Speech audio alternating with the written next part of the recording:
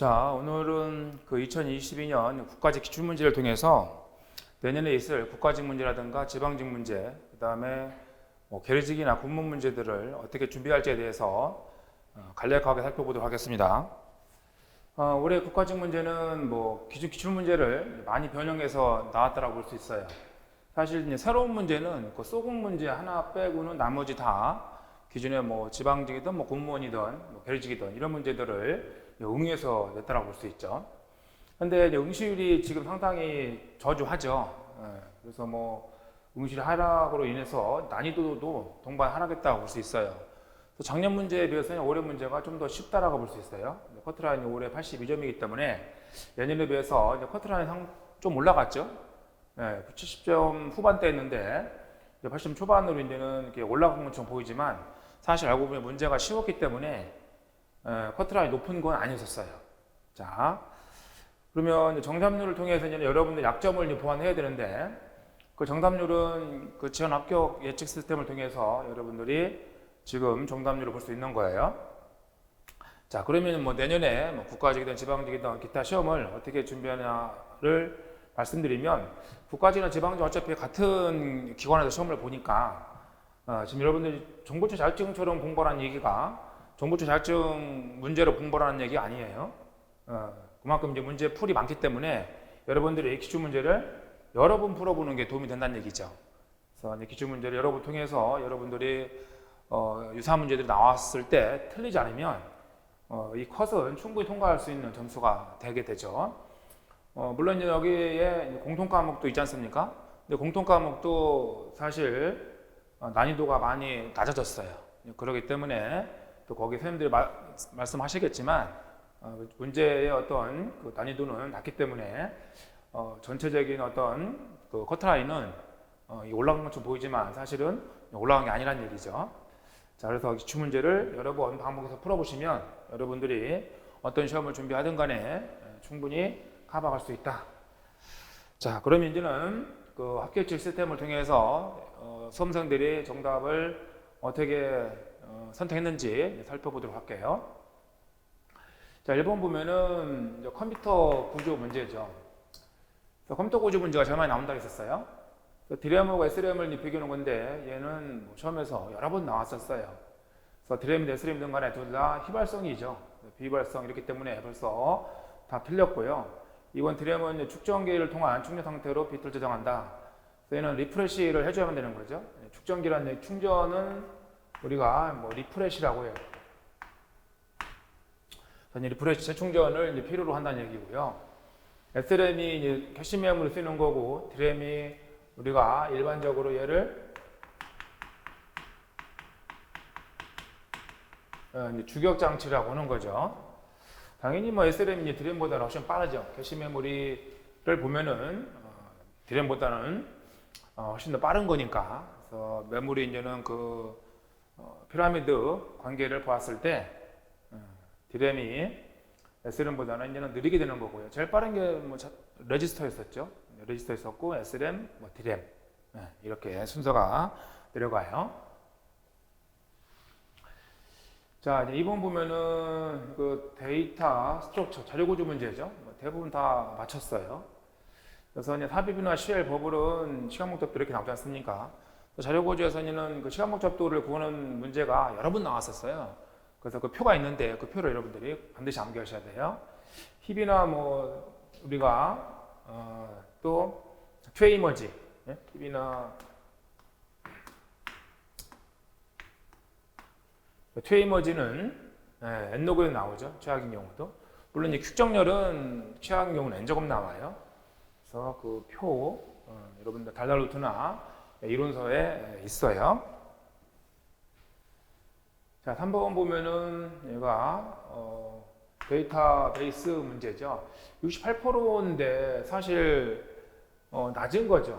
사실은 이게 지도와 비지도 학습을 비교하는 문제는 이미 국가직 그전에도 나왔었고요. 지방직에도 나왔었는데 또 문제가 어렵지도 않아요. 과거 문제 비슷하고. 근데 68% 정답률이니까 32%가 틀렸다라는 거니까 여기 이 68%에 속해야 되겠죠. 기출문제 나왔던 거는 틀리면 안 된다는 얘기예요. 그래서 지금 1번하고 2번이 바뀌었지 않습니까? 지도비도 바꿔놓으면 딱 맞아요. 그다음에 이제 최대 보상 이런 거 나오면은 강화학습이 있어요. 강화학습. 보상이란 말로 하면 강화학습. 그래서 이제 맞는 것은 3번이겠죠. 비지도 정답이 없는 데이터를 보고 유용한 패턴을 추출하는 학습 방법이에요. 그래서 이것을 68%가 맞췄고 32%가 틀렸다라는 게 30% 섞어오면은 안 됐었겠죠. 그래서 기출 문제가 그만큼 중요한 거예요. 자, 4번은 이것은 인터넷 부분이에요. 인터넷. 네, 정답 92%. RFID는 제 기억으로도 한 4-5번 나온 것 같아요. 네. 그래서 지금 보면은 무선 주파수 이용하고 무선 다 무선이죠. 이건 아니죠. 와일드는 원거리니까. 네. 그 다음에 블루투스나 뭐 지급이 다 이제 무선이에요. 이용하면 이제 반도체 칩에 내장된 태그와 리더기를 필요하지 않습니까? 네. 블루투스라든가 뭐 지급이는 리더기를 필요하진 않죠. 그렇기 때문에 RFID라는 것을 금방 알 수 있어요. 전자식별 태그니까 말 그대로. 그래서 원물 통신망이니까 이 W는 와이드죠. 와이드. 원거리. 그래서 블루투스가 802.15에 들어있어요. 가정용 무선 랜이고요. 지급의 개념은 15.4죠. 번호를 보더라도 나중에 나왔다는 걸 알 수 있어요. 지급의 개념은 저속, 저전력을 갖는 홈, 오토메이션 및 데이터 네트워크를 위한 표준 기술이고요. 블루투스에서 이제 고전력이라는 거 전력 많이 잡아먹는 이런 블루투스의 단점을 보완한 게 지급이다. 그래서 번호를 보더라도 얘는 먼저 나오고 나중에 나왔겠죠.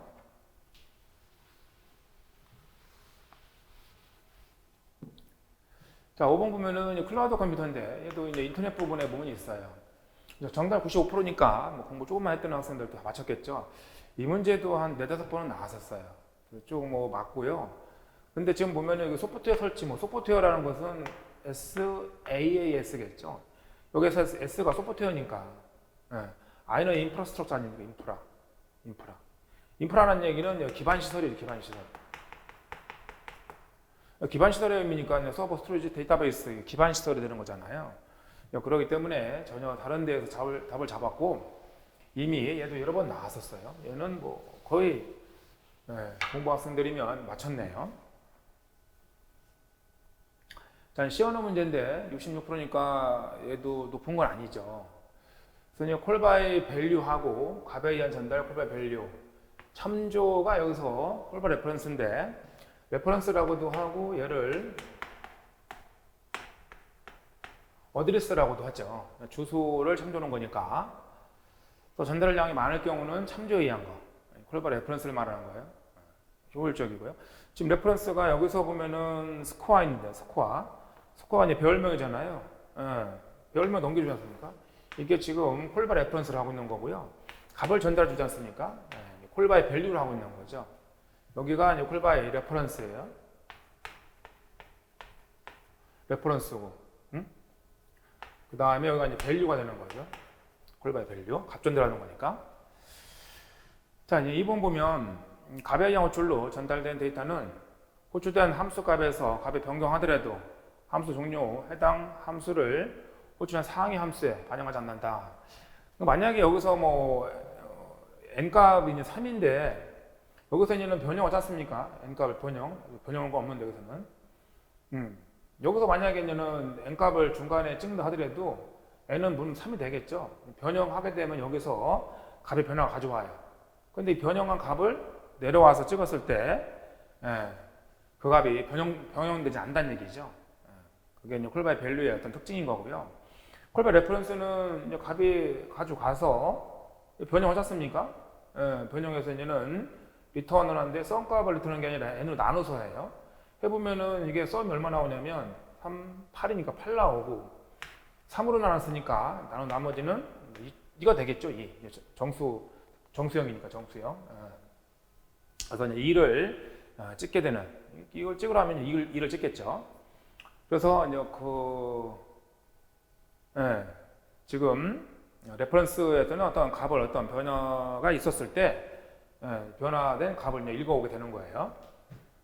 자, 3번 보면 값의 호출은 함수 호출 시 데이터 복사가 발생하죠. 복사 3 가져오지 않습니까? 3을. 자, 그 다음에 이제 웹프로그램에서 함수 get average는 호출되는데 사용된 매개 변수 스코어인데 스코어 매개 변수인데 이건 값의 한정대가 아니라 첨조가 되는 거예요. 첨조. 전체를 여기서 이 스코어라는 배열 전체를 첨조가 되는 거예요. 그렇기 때문에 결론적으로 보면은 콜바의 어드레스한 결과를 가져오게 되는 거죠. 과거에 비해서 시연어 문제도 좀 단순했었어요. 자, 7번도 47%인데 상당히 저조한 거죠. 왜냐면은 얘는 좀 쉬운 편에 속해요. 과거에 이제는 그 기출문제 보시면 이 포인터 배열을 써서 문제가 엄청 많이 나왔었거든요. 근데 47%가 지금 맞췄고 나머지 53%가 틀렸다라는 거니까 시연어는 한두 개는 꼭 나와요. 근데 또 시연어를 알아야만이 여러분들이 운영체제라든가 뒤에 소프트공학이라든가 이런 부분을 이해할 수 있거든요. 그렇기 때문에 언어를 빼고는 여러분들이 공부하는데 지장이 많아요. 언어 개념이 있어야 되는 거고 이제 계리직 같은 경우도 올해는 안 나왔지 않습니까? 시연어가. 그렇지만 여러분들이 운영체제, 그 다음에 소프트공학 이런 부분을 공부하려면 언어 개념이 있어야 돼요. 그래서 나오든 안 나오든 시연은 제가 무료특 강의에 올려놨어요. 홈페이지에 보시면 반드시 보시고 있는 습득하셔야 돼요. 이렇게 나오면 여러분들 이렇게 해서 인덱스를 쓰세요. 0, 1, 2, 3, 4 0부터 인덱스가 되죠. 이제 별명이 이러니까 어레이의 첫 번째 방 이렇게 되는 거예요. 값을 가리키는 거고 여기서 지금 보면은 AP의 어퍼스트로피니까 이제 포인터 변수죠. 포인터 변수 썼고 근데 어레이를 받았어요. 근데 AP는 뭐예요 지금? 여기서 이제 포인터별을 받았기 때문에 얘가 가리키는 AP는 지금 현재 이 어레이라는 배열의 시작 주소죠. 이렇기 때문에 어차피 포인터로 가져왔고 AP를 받으면 포인터 배열이 되는 거예요. 포인터 배열이. 자, 근데 여기서는 어레이에 1을 찍어라. 어레이 약자로 쓸게요. 그냥 어레이에 이제 1, 어레이에 이제는 2 이렇게 나가는 거죠. 이런 식으로. 1을 찍으면 11 찍는 거예요. 11을 찍는 거예요.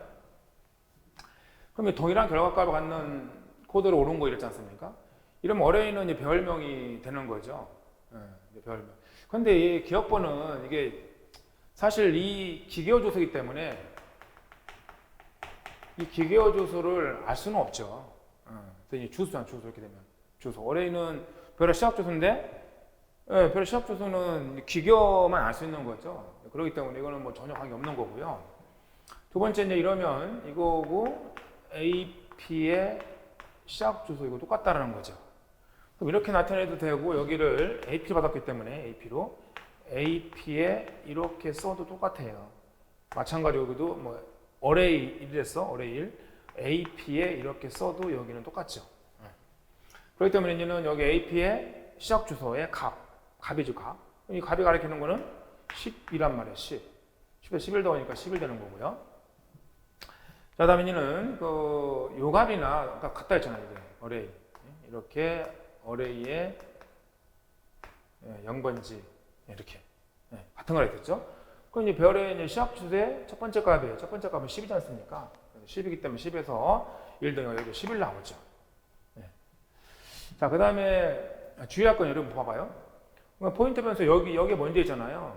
그 다음에 후치란 말이야. 앞에 있으면은 얘도 값이 11 나올 수 있어요.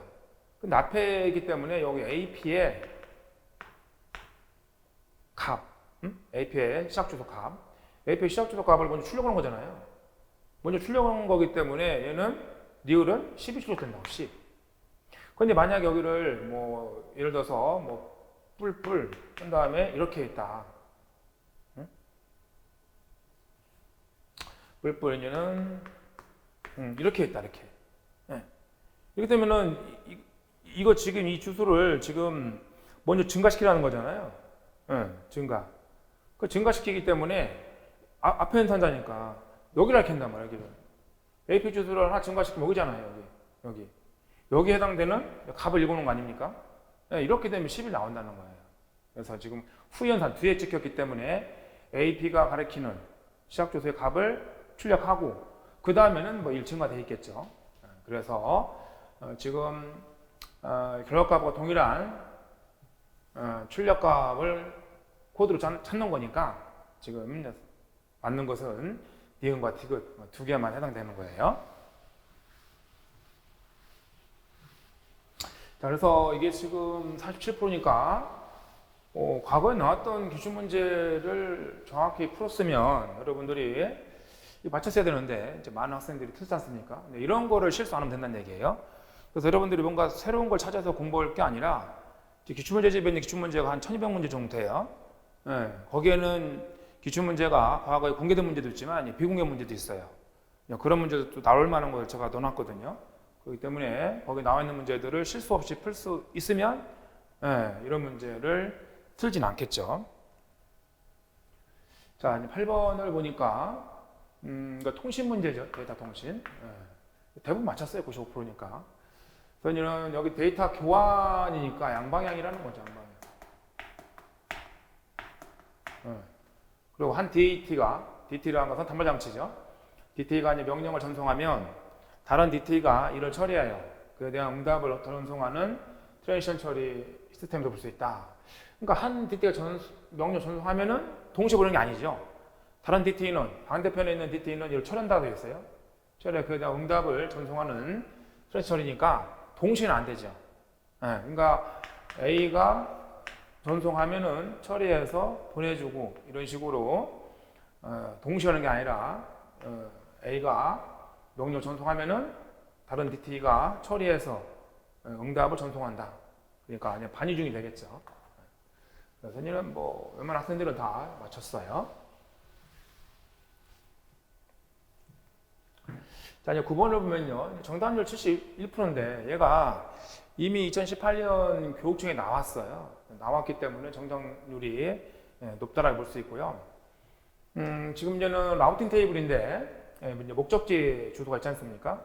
목적 주소가 이거인 패킷은 이거와 서로 다른 인터페이스로 전달된다라고 되어 있는데 지금 보면은 이 목적 주소 이렇다는 얘기는 여기까지 똑같잖아요.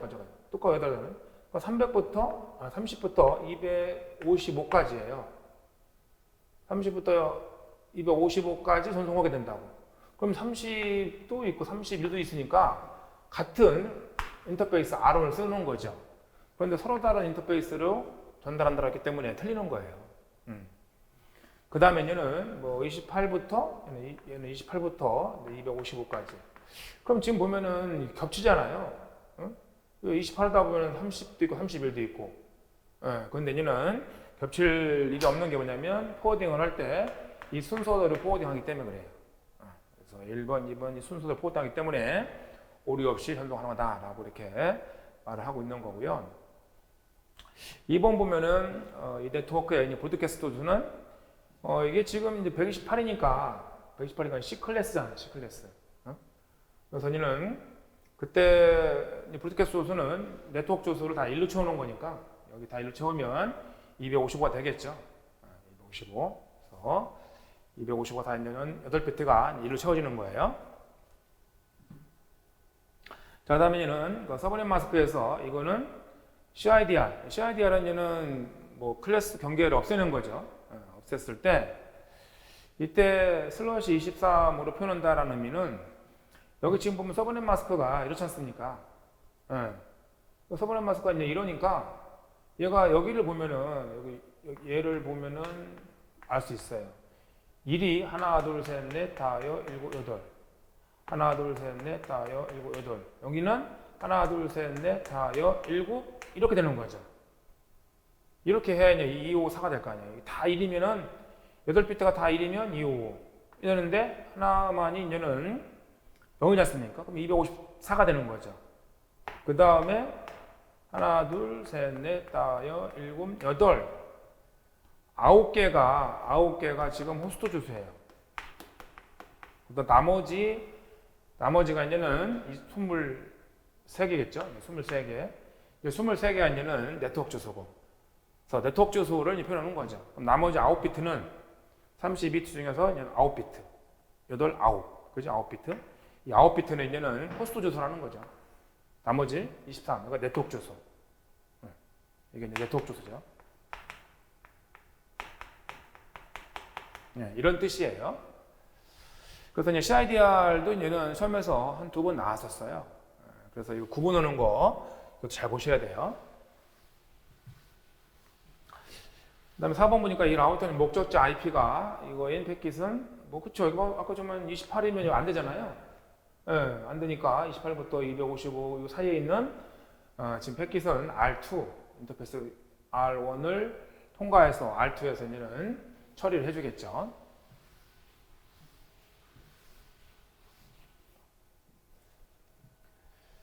자, 10번 데이터베이스고요.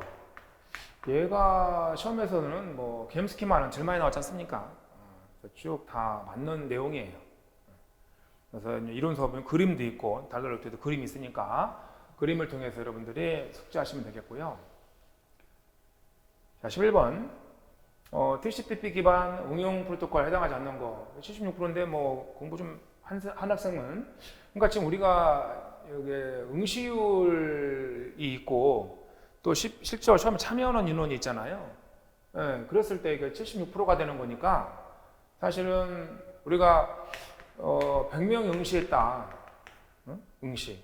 그럼 보통 보면은 제가 과거에는 시험장도 따라가보고 했거든요. 그러고 보면은 이게 한 70% 정도가 와요. 3분의 2 많이 와야 3분의 1 정도가 와요. 근데 이게 참석하는 거죠. 여기서 지금 76%니까 이 문제가 거의 비슷한 문제가 이미 국가지 지방이 나왔단 말이에요. 응? 그럼 이런 문제를 틀었다는 얘기는 지금 24% 틀린 거잖아요. 그럼 실질적으로 50% 정도가, 50명 정도가 100% 봤었을 때, 이렇게 퍼센트 봤었을 때, 예, 50% 정도가 공부 좀 했다라고 볼 수 있는 거예요. 웬만큼 6개월 이상 1년 정도 했다라고 볼 수 있는 게 50% 정도밖에 안 돼요. 왜냐면은 1년 정도 공부하면 이런 문제 틀리면 안 되죠. 왜냐면은 이 문제가 처음 나온 것도 아니고 여러 번 나왔단 말이에요. 응? 근데 이걸 지금 24% 틀렸다는 얘기는 이 50% 정도 공부한 학생들 중에서도 기출문제를 다 파악을 하지 않고 갔다는 얘기예요. 그런 결론을 볼 수 있겠죠. 그래서 이런 생각하시고 여러분들이 뭐 응시율 이런 거 봤었을 때 너무 겁먹지 마시고요. 그 다음에 실제 시험장 가보면은 3분의 2 정도 오면 많이 와요. 적게 오면은 뭐 3분의 1밖에 안 오니까. 그 다음에 50% 정도가 아니는 실정도로 그 3분의 2 중에서도 또 50% 정도가 공부를 좀 했다. 그래서 여러분들이 이런 여기 24%에 안 들어가면 되는 거예요. 24%에. 그러면은 기출문제 나왔던 거를 꼼꼼히 봐서 실수를 최소화해야겠죠. 그래서 이 그림을 보시면은 TCP 응용 프로그램에 FTP, HTTP, 텔레, SMTP 이런 게 있단 말이에요. 이 UDP 응용 프로토콜에 NFS, TFTP, SNMP. SNMP는 아니잖아요. SNMP는 지금 TCP 기반 응용 프로토콜 아니잖아요. 근데 이게 처음 나온 것도 아니고 그전에 나왔었는데 비슷한 문제가. 예, 이렇다는 얘기는 이 50% 학생들 중에서도 또 실수를 한 거잖아요. 이런 실수를 하지 않으면 여러분들이 합격한다라고 생각하시면 앞에서 얘기한 것처럼 지금 국가직 문제나 이런 것은 내가 자격증 공부하듯이 기출문제 내용들을 여러 번 풀어보시고 똑같이는 안 나오는 거니까 그 내용들은 이제는 숙지하시면 충분히 합격할 수 있어요. 자, 12번 보면요. 정답률이 낮잖아요. 그래서 제가 일부러 써놨어요, 이게. 기출집에 보면은 이렇게 처음이 나왔단 말이에요. 근데 얘가 다 비공개잖아요, 비공개. 그러니까 지금 여러분들 기출집에 있는 게 공개 문제만 들어있지 않다는 거예요. 비공개 문제. 그래서 비공개 문제 내용이 들어있기 때문에 그 비공개 문제들도 다 풀어보셔야 된다고. 이게 중요한 정보니까. 그래서 이 프로세스 제어블록이라는 것은 인간으로 따지면 이게 이력서와 같은 거라 했잖아요. 이력서 같은 내용. 상태 정보죠. 그럼 상태 정보라는 얘기는 1번 그림, 제가 그림 다 올려놨어요. 카페든 홈피든. 그 1번 그림을 보면은 현재 수행 중이라는 얘기는 메모리 올라온 거잖아요. 메모리, 주기장치에. 그 주기장치에 올라와 있는 프로세스가 이 프로세스라는 의미는 프로그램 플러스 PCB 이런 얘기를 했었죠. 그래서 이것은 명령어들의 모임인데 에다가 상태 정보. 이 명령어들이 메모리 어디에 들어있고 그 다음에 CPU를 언제 사용했고 그 다음에 CPU 어떤 상태를 지금 기억하고 있고 이런 정보를 갖고 있다고요. 그래서 일본의 폴스 식별제라는 것은 이름이 되는 거고요. 아이디가 되죠. 포인터. 뭐 시험 우리 이론서에 보면 포인터. 어차피 주소니까 주소. 같은 말이에요. 근데 인터럽트라는 말은 여기 써 있죠. 네, 인터럽트라는 것은 예기치 못한 일이 발생했을 때란 말이에요. 그럼 이렇게 예기치 못한 일이 발생했을 때인데 이 정보가 여기 들어줄 수가 없죠.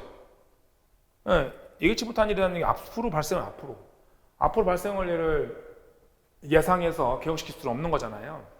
그렇기 때문에 여러분들이 내가 자격증이 없는데 없는 자격증을 막 이로써 쓴다? 이건 있을 수가 없는 거잖아요. 그렇기 때문에 예측 정보를 집어든다는 것은 있을 수가 없죠. 나 어차피 딸 거니까. 여러분들이 어차피 면접 시험까지는, 면접 전까지죠. 전까지는 자격증이 있어야 돼. 종무처 자격증이. 뭐 국가직이나 지방직 합격하려면. 그러면은 여러분들이 어차피 난 딸 거니까, 응? 이력서 썼다. 뭐 그런다고 그게 인정해 줄까요? 그렇지 않지 않습니까?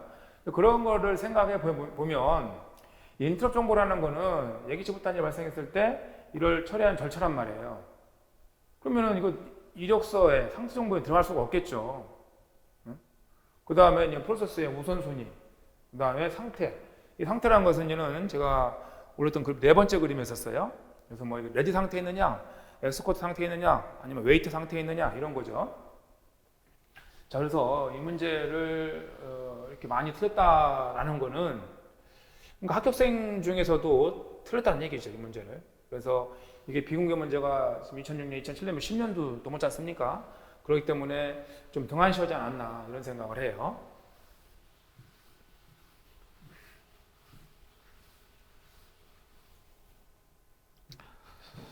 자, 다음. SSD도 이게 정답률 절반 정도밖에 안 되잖아요. 예, 컴퓨터 아키텍처에 있는 건데, 책에 보면.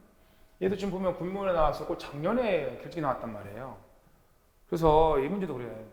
국가직하고 뭐 계직하고 다르다라고 생각할 수 있는데, 절대 그렇지 않다는 거죠. 어차피 뭐 국가직 문제를 계직에서 이렇게 갖다 쓰기도 하고, 앞에서 보면은 그 지도 비지도 학습이 있었지 않습니까? 예, 우리 국가직 시험 4월 달에 있었고 5월 달에 계직 시험이 있었어요. 올해 같은 경우. 그러면은 그 문제가 지금 국가직 나왔잖아요. 근데 그 문제를 또 계직에서 5월 달에 냈단 말이에요. 또 문제도 보면은 지도 비지도에서 또 혼동하게 됐어요. 정답도 비슷했었고. 그래서 계직 문제에서는 제 기억으로 76%가 맞췄었어요. 예. 그러니까 국가직 문제를 풀어봤겠죠. 올해 나왔던 국가직 문제가 또 올해 또 계직 문제에서 아까 기계학습에는 뭐 지도학습, 비지도학습, 강화학습 있었잖아요. 그 문제가 똑같이 나왔단 말이에요. 네. 그렇기 때문에 이렇게 번갈아 가면서 낼 수밖에 없고 출제를 하시는 분들도 과거에 내가 지금 국가직 문제를 낸다. 그럼 뭐 지방직 문제든 아니면 뭐 군무원 문제든 또 계직 문제든 이런 문제를 참조할 수밖에 없죠. 그렇기 때문에 두루두루 다 보셔야 돼요. 두루두루 보고 근데 정말 뭐 이게 쓸데없는 문제가 있어요. 그런 문제는 한 번 나오고 말죠. 그런 경우는 내가 이런 문제 나왔을 때 어떻게 찍겠다 이런 생각만 가지고 문제를 푸시면 돼요. 그건 제가 나중에 기출 시간에 뭐 자세히 알려드릴 테니까 그때 보시면 되겠고. 자, 반도체 개혁 장치는 이게 다 SS는 반도체 개혁 장치죠. 반도체 개혁 장치라는 얘기는 전자처리를 하는 거, 전자처리. 예. 여기서 보면 기계 처리한다는 말은 말이 안 되는 거죠. 반도체 메모리는 다 기계 처리하는 거예요. 예. 여러분들 CPU나 메모리, 이 SSD의 대표적인 게 SD 카드 아니면 여러분들 뭐 휴대하고 다니는 SUV죠. SUV 메모리라든가 이런 게 대표적인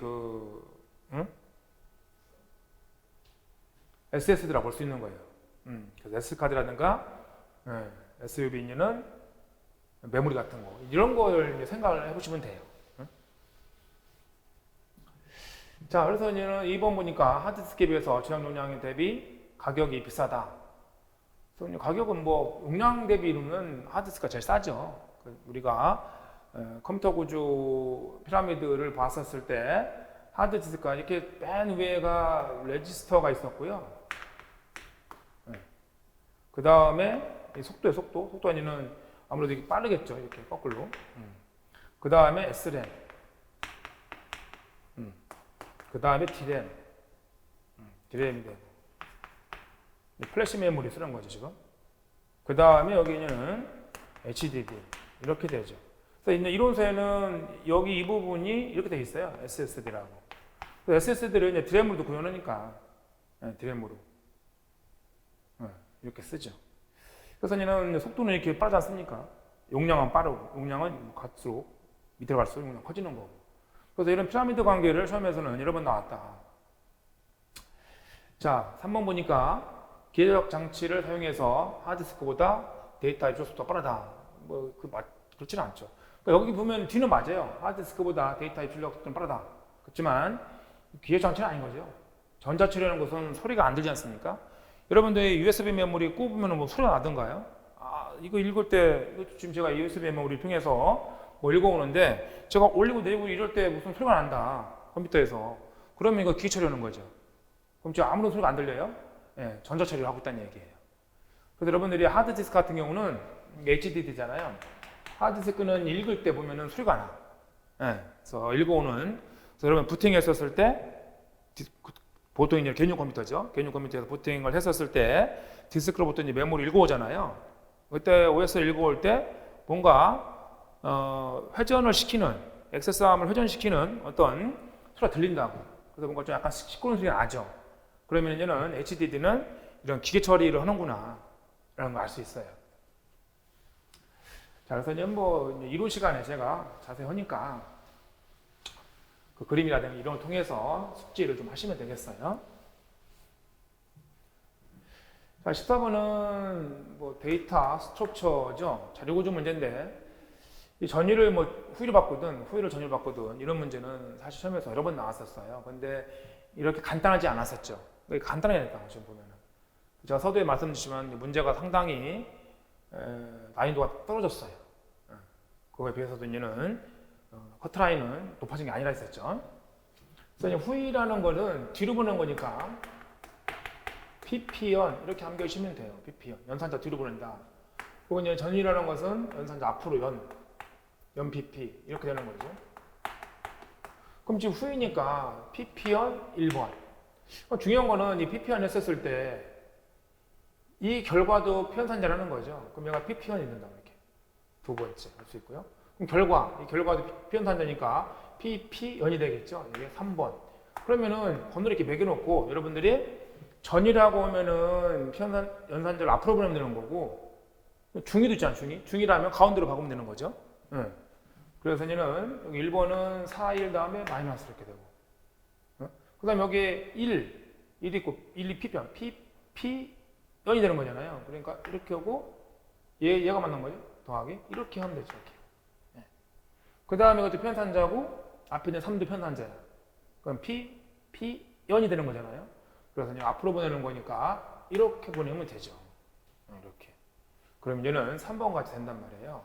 그래서 이런 식의 문제는 뭐 여러 번 나왔기 때문에 이런 것도 틀렸어 지금 보면은.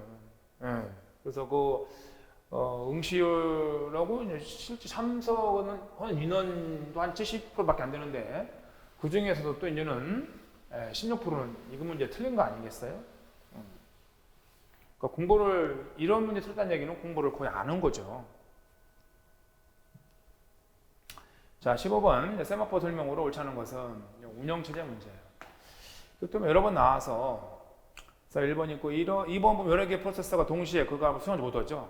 이게 임계영역이니까 이게 동시에 수정하지 못하는 게 상호배제예요. 상호배제 이게 동시에 수정 못한다. 다른 말로 하면 독점적 자원의 사용권 이런 뜻이죠.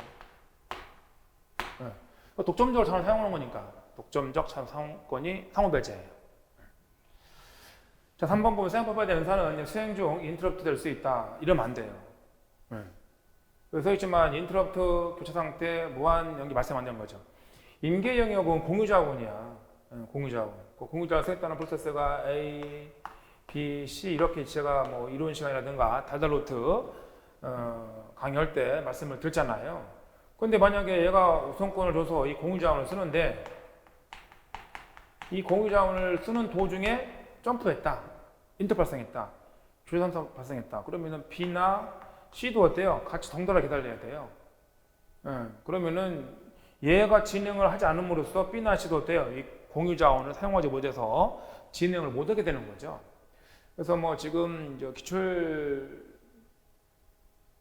보는데 뭐 정답률이나 이런 거 근거에서 이제 보는 거기 때문에 여러분들 좀 설명이 미흡할 수 있지만 제가 이런 내용은 이론 시간이나 또 달달로 들은 지금 다 공개해 놨어요. 공개해 놨기 때문에 그걸 보시면은 좀 더 자세히 되어 있으니까 여러분들 이해하는 도움이 될 거예요. 그래서 이런 거는 사실 발생 안 되는 거죠. 왜? 진행을 방해하기 때문에 진행을. 그래서 이는 진행 조건을 방해하죠. 진행 조건. 얘들은 지금 어떻거나 진행 조건을 만족해야 되는데 이걸 만족하지 못한다는 얘기죠. 그렇기 때문에 이런 일이 발생하면 안 돼요. 그 제가 또 이제는 그 적중 천재라든가 이런 문제에서 이거 제가 풀어드렸었어요. 유사한 문제들을. 그렇기 때문에 그런 문제를 풀어본 사람은 좀 더 뭐 빨리 맞췄겠죠. 그래서 3번은 이제 말이 안 되는 거고요. 자, 4번 보면은 세마포는 이제 플래그 변수와 그 변수를 검사하거나 증감시키는 연산자, 그렇죠. S라는 세마포 변수를 쓰죠.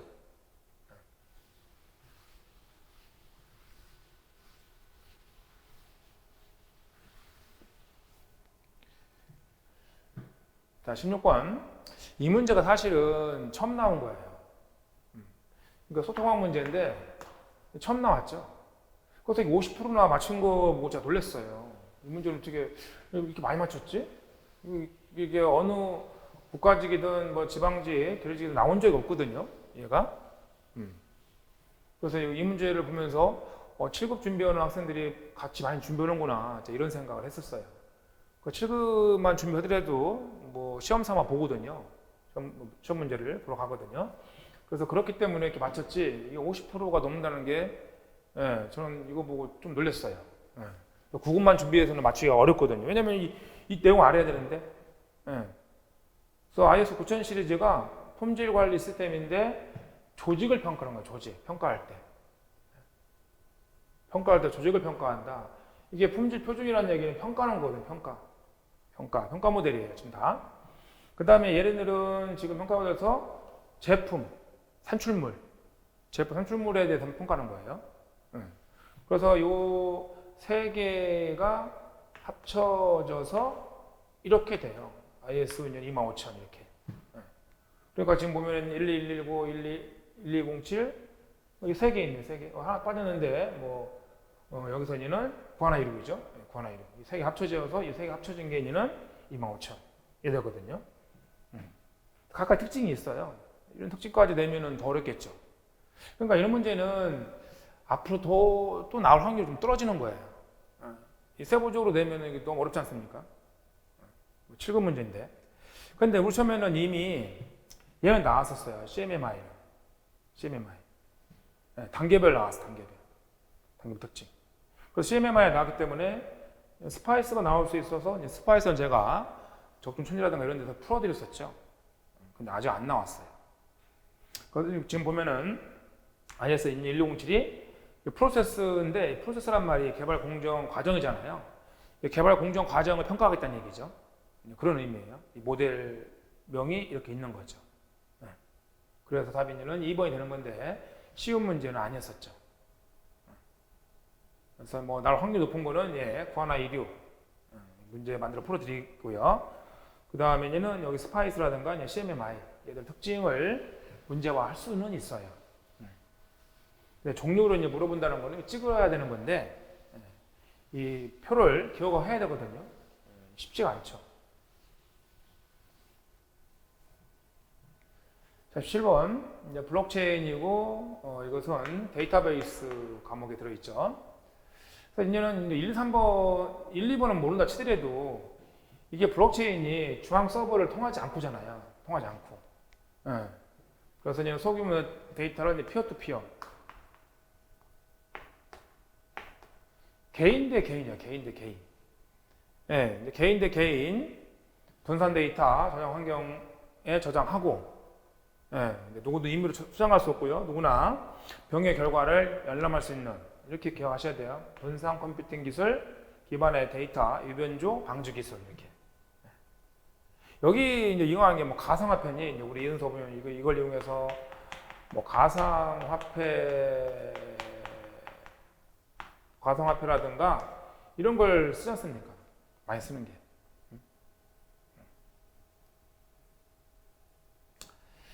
자, 그래서 다른 건 뭐 특징적인 것은 뭐 참고하시면 돼요. 그 다음에는 중요한 것은 중앙 서버를 통하지 않고 개인 대 개인, 개인 대 개인 통신을 가능하되는 거죠. 중앙 서버를 통하지 않고라는 말이에요. 자, 그래서 기본 개념을 아시면은 풀 수 있던 그런 문제였어요. 그러니까 처음 나오는 건 아니었는데 블록체인이 시험에서 정의는 몇 번 나왔었어요. 근데 이렇게 길게 나온 건 처음이었었는데 여러분들 기본적인 개념을 알면은 맞출 수 있어요. 자, 이 문제를 보고 제가 충격이었었어요. 이거 지금 데이터베이스인데 이게 정답률이 26%밖에 안 되잖아요. 근데 이게 2014년에 길게 나왔던 거예요, 이거. 응? 근데 이걸 이렇게만 틀렸다는 게 잘 이해가 안 가더라고요. 그래서 이제 지금 이게 국가적 문제잖아요. 앞에서 얘기한 것처럼 뭐 국가적 문제 계획이 나오는 거고, 또 계획의 국가적 문제라든가 또 지방적 문제를 참고해서 내는 거고, 여러분들이 준비하는 시험이 어떤 시험이든 간에 기출문제에 있는 거는 여러분들 다 아셔야 돼요. 이런 거를 틀리면 안 되죠. 어려운 내용도 아닌데. 기출문제 해봤자 한 1100문제밖에 안 되거든요. 그 문제를 풀 줄 알고 이해하면 되는 건데 이런 걸 등한시하면 안 되죠. 약간 조금 계산을 한다라 볼 수 있는데 그런 문제들이 나왔을 때 여러분들 너무 겁설 내는 것 같아요. 이거 암기용어도 잘 가르쳐 드렸어. 이렇게 쫙 퍼졌다. 수직연산. 이렇게 암기했잖아, 수직. 이럴 때는 파이라고 읽는 건데 파이는 이게 읽을 때 쫙 빠졌잖아요. 수직연산. 그 다음에 얘를 읽을 때는 시그마라고 읽어요. 시그마라고 읽는데 이 옆으로 퍼졌잖아요. 그 행연산. 그러니까 얘는 수직이니까 열연산. 이렇게 했는데. 근데 지금 보면은 아무리 봐도 호, 이순신 뭐 이렇게 보여줬고요. 그 다음에 주수, 갑순이 이렇게 두 개 보여줬단 말이에요. 이렇게. 두 개 이렇게. 행연산이잖아요. 그럼 이거 두 개는 답이 될 수가 없어요, 벌써. 그럼 될 수가 없죠. 둘중 하나 찍으면 되는데. 그리고 이 문제 말고도 이런 그 파이나 이거 쓰는 국가제 이미 나왔었어.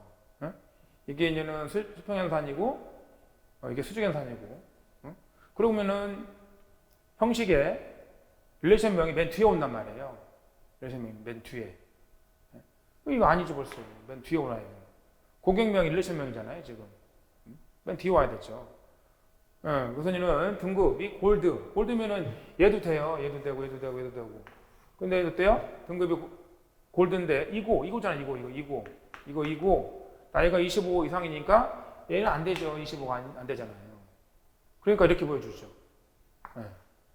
카드를 다 씁니까? 그래서 기본적인 형식만 이렇게 이것만 알면 되는데, 암기할 때 제가 이거 쫙 빠졌잖아요. 그러면 수직 열연산이에요. 옆으로 퍼졌잖아요. 행연산이에요. 이렇게 암기를 했는데. 아쉽네요.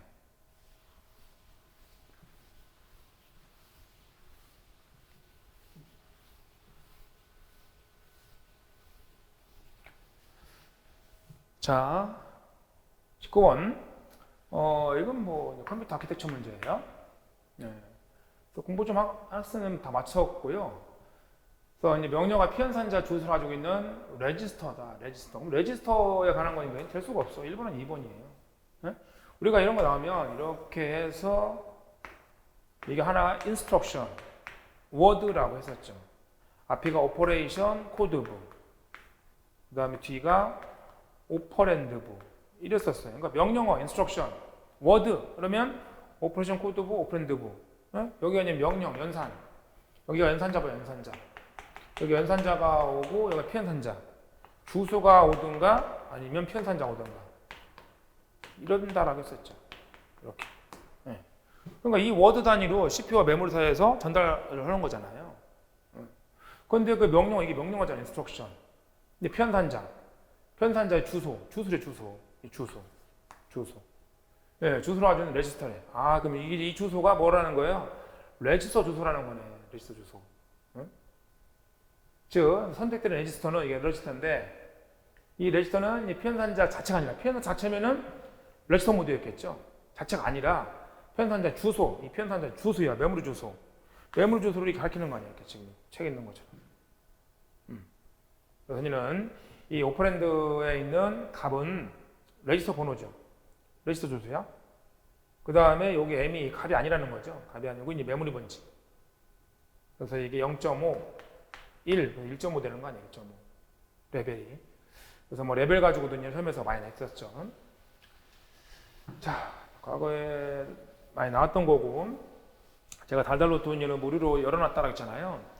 거기 보시면은 이 과거 이런 문제뿐만 아니라 지금 여기서는 주소정 방식인데 명령 형식 같은 경우도 많이 나왔었어요. 되게 중요해요. 그래서 지금 보니까 내가 과거에 이렇게 좀 뭐 적게는 5년, 많게 10년 이런 문제들을 냈었을 때, 한번 또 냈을 때 틀리는 경향이 많다. 그러니까 학생들이 단기간 내에 공부하려고 한 2, 3년치 정도를 기출문제 풀어보고 가는 것 같아요. 그러니까 이런 문제를 이렇게 많이 틀리지. 그래서 최소한 기출집에 있는 문제는 풀어보시고 가셔야 돼요. 자, 20번. 지금 이것도 운영치의 문제죠. OS 문제. 이런 문제 나오면 이거 소트를 해서 소트. 여기 20이 있고 30이 있고 40이 있고 70이 있고 80, 그 다음에 80, 100, 130 이렇게 있지 않습니까? 그런데 이제 시합 주소가 0번지였었어요. 0번지 이렇게 0번지. 0번지고 끝에가 이제 150번이라고 됐잖아요. 이렇게. 이게 소트를 해야 돼요. 지금 보면은 짧은 거리잖아. 그럼 현재 위치가 50이에요. 항상 50이더라고요. 50. 여기 있다 50. 50에 있어요. 그럼 50 빼기 40은 10이고요. 20이란 말이에요. 그러니까 50에서 1로 가겠지. 50에서. 그죠? 50에서 1로 가. 자, 쓸까요? 50을 여기다가. 헷갈리니까. 50이 있어. 50에서 가죠. 40으로.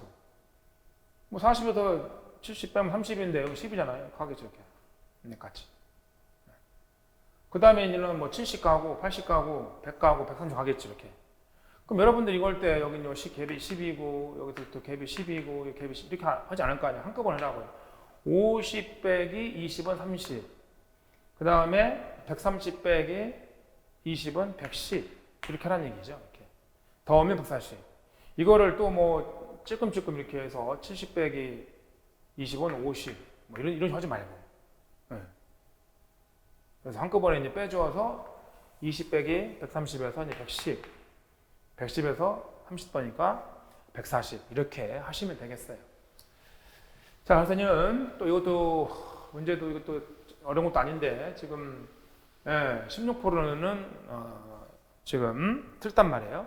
그러니까 서두에서 말씀을 드렸지만 여러분들이 응시율이 뭐 많다 해서 응시율이 얼마나 높다라고 해서 걱정할 필요도 없는 거고, 실제 여러분들이 시험에서 준비하는 학생들은 응시율의 절반 정도가 공부를 하게 되는 거고요. 또 공부를 했었을 때 지금 이 통계 정보만 봤었을 때 한 3, 4년 정도는 풀어보는 것 같아요. 기출에서. 적게 2, 3년, 3, 4년 정도 기출 문제를 풀어보고 가는 것 같아요. 과거 문제를 이렇게 좀 많이 틀리는 걸로 봐서. 그럼 여러분들 이제는 과거 문제도 공개된 문제가 있고 이제 비공개 문제가 있어요. 제가 강의를 오래 했지 않습니까? 오래 하다 보니까 어떤 문제가 나올지에 대해서 예측을 할 수 있겠죠. 물론 그게 다 맞는 건 아니지만. 그러면은 그런 문제들도 기출집에 있는 문제들도 여러분들이 풀고 가셔야 돼요. 그래봤자 지금 기출집에 있는 게 1200문제밖에 안 되는데 거기서 나왔을 때 실수 많으면 여러분들 지금 뭐 국가직을 풀어드렸지만 국가직이든 뭐 지방직이든 아니면 계직이든 공무원이든 이런 시험에서 충분히 커트라인에 속할 수 있는 거니까 기출집에 있는 내용들을 여러 번 반복해서 풀어보시면 여러분들이 준비하는 시험에서 반드시 합격하실 수 있을 거예요. 국가직에 대해서는 지금 현재 정답률 가지고 분석해드렸고, 여러분들이 이제 내년에 있을 국가직이든 지방직이든 다른 시험에서 도움이 되셨으면 좋겠습니다. 자, 여기서 수업 마치겠습니다.